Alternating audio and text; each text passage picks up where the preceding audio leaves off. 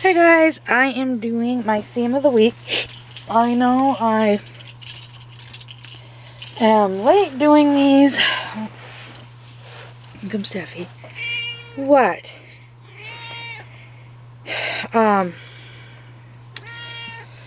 Just trying to get caught up with them. Everything is,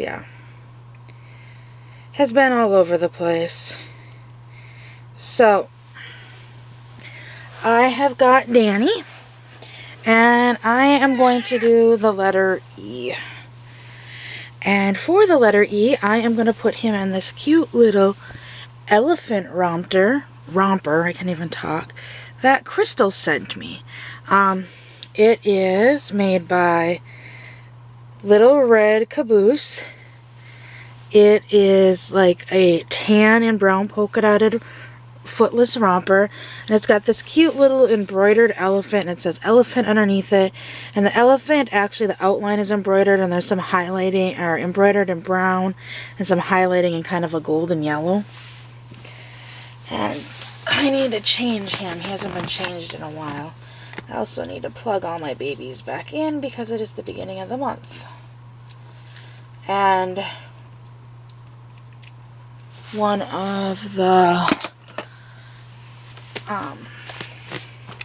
best practices for batteries for them is to charge them at least once every 30 days.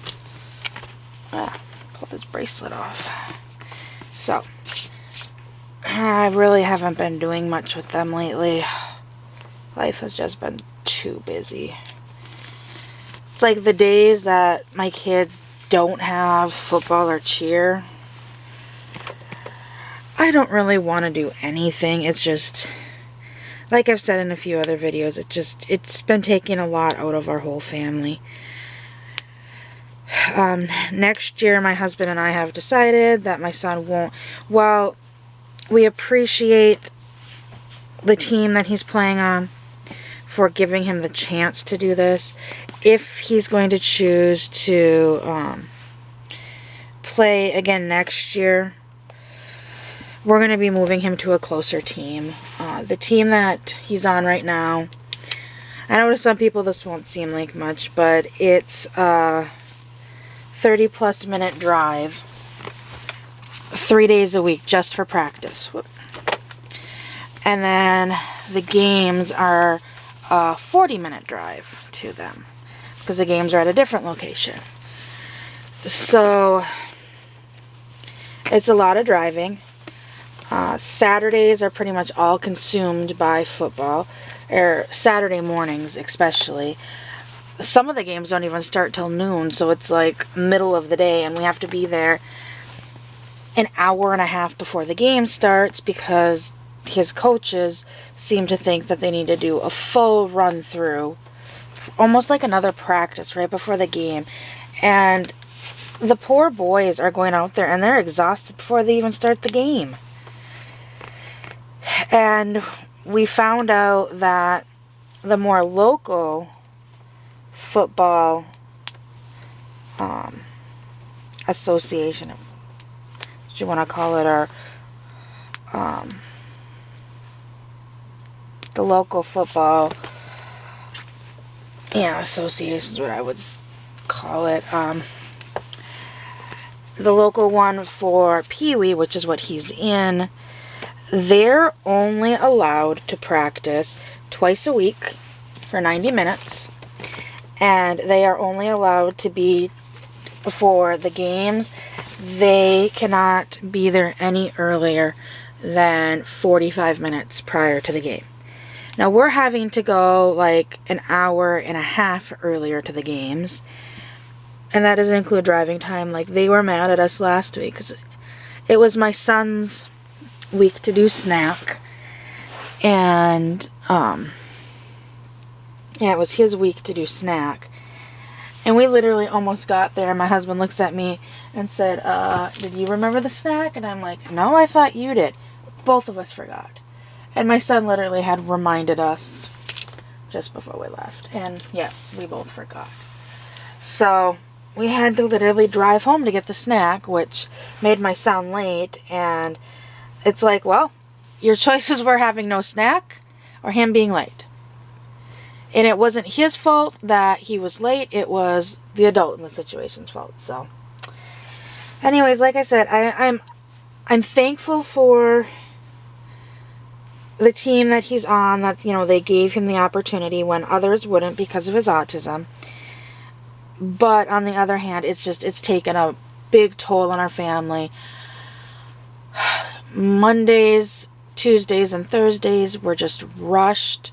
And by the time we get home, get the kids fed, and them into bed, like, I'm just so exhausted from rushing. I just, like, am like a puddle. And then, like I said, Saturdays are just consumed. And this past Saturday was just, not only did we have his football game, the local college had a special needs.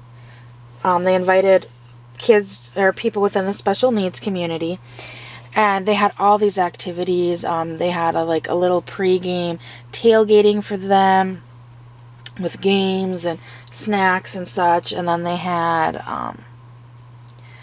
during the game, my son got to go cheer with the cheerleaders. Okay, you're not going in the bin, Tiffy. Yeah, let's go over here.